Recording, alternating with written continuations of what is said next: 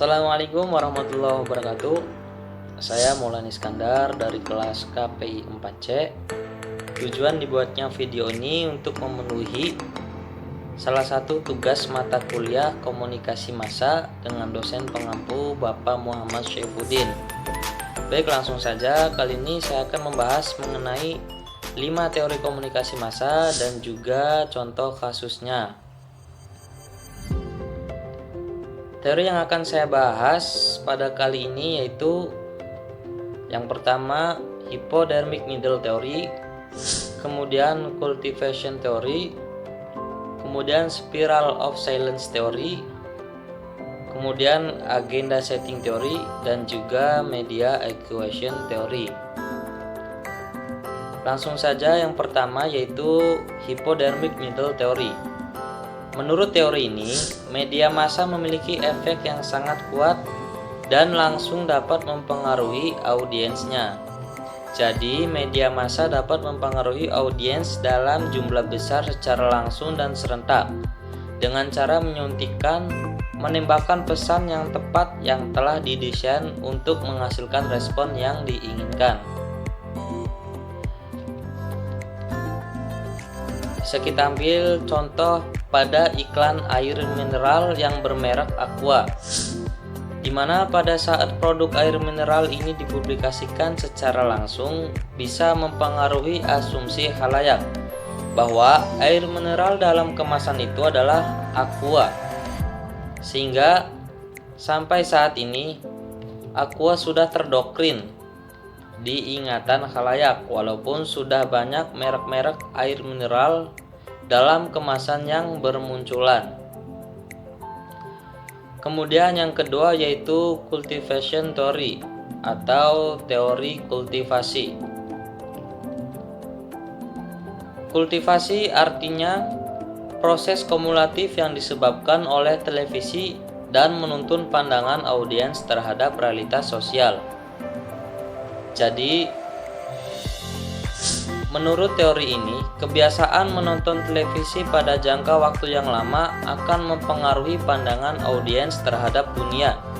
Sehingga, teori ini menyimpulkan bahwa konsumsi televisi dalam jangka waktu yang lama akan membuat audiens memandang realitas berdasarkan apa yang dilihatnya di televisi.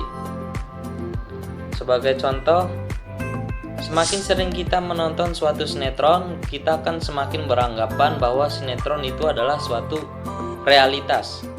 Jika kita sering melihat tokoh ibu tiri yang kejam di sinetron, maka di dunia nyata pun kita akan beranggapan sama.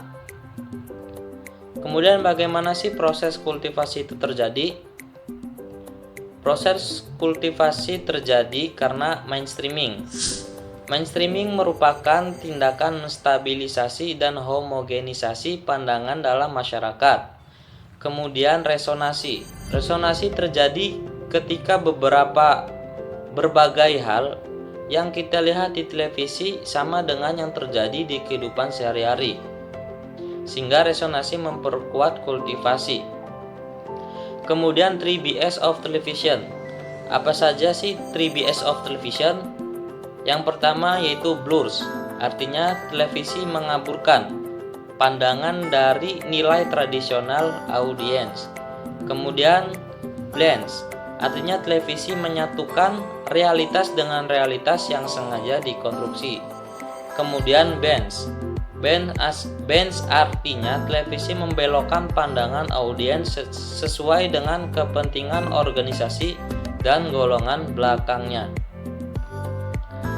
Kemudian teori yang ketiga yaitu spiral of silence theory.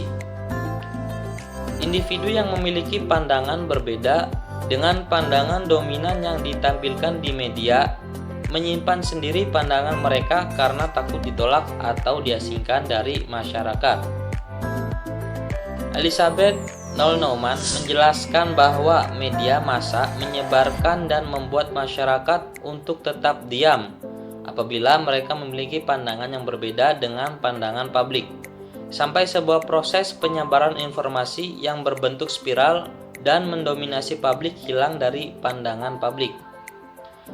Sebagai contoh kasusnya yaitu pada kasus Ahok yang menistakan agama, di mana kaum mayoritas beropini bahwa Ahok benar-benar menista agama, sedangkan kaum minoritas beropini sebaliknya. Di sini opini kaum mayoritas menekan opini minoritas sehingga muncul pendapat umum bahwa Ahok menista agama, sehingga kaum minoritas menjadi ragu untuk menyampaikan atau menyuarakan pendapatnya, dan opini kaum mayoritaslah yang diterima oleh masyarakat. Kemudian teori yang keempat yaitu agenda setting teori. Agenda setting teori diperkenalkan oleh Maxwell MC Combs dan Donald L. Shaw pada tahun 1973 dalam artikel yang berjudul The Agenda Setting Function of the Mass Media. Pada teori ini, media massa dapat mengarahkan kita apa yang harus kita lakukan dan memberitahukan tentang apa yang kita pikirkan. Sebagai contohnya, di mana fenomena telolet yang cukup ramai beberapa tahun yang lalu. Fenomena ini terjadi melalui media massa atau media sosial yang cukup baru. Telolet sebenarnya hanya suara klakson bus antar kota yang khas dan nyaring, namun jadi melejit karena viral di media sosial. Saking viralnya, orang-orang dari luar negeri turut memperlihatkan karakteristik mereka terhadap fenomena telolet ini. Dalam teori media massa menentukan agenda kita. Dalam teori ini, media massa menentukan agenda kita. Media mengarahkan kita untuk memusatkan perhatian pada subjek tertentu yang diberitahu media. Jadi, jika media memberikan penekanan pada suatu peristiwa, maka media tersebut akan mempengaruhi khalayak untuk menganggap peristiwa itu penting. Kemudian yang terakhir yaitu media equation theory. Media equation theory diperkenalkan oleh Byron Rivers dan Silford Nash dalam tulisannya The Media Equation.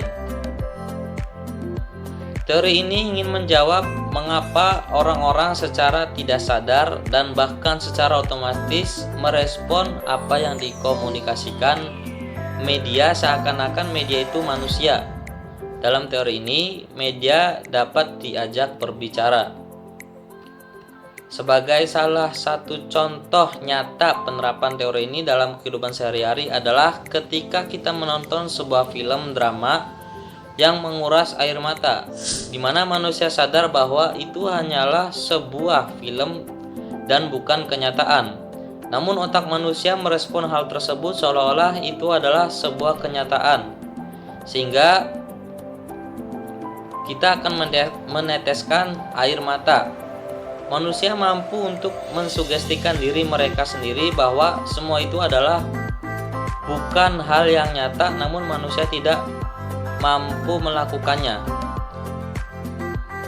Mungkin hanya sekian yang bisa dapat saya sampaikan. Kurang dan lebihnya mohon maaf, semoga bermanfaat. Assalamualaikum warahmatullahi wabarakatuh.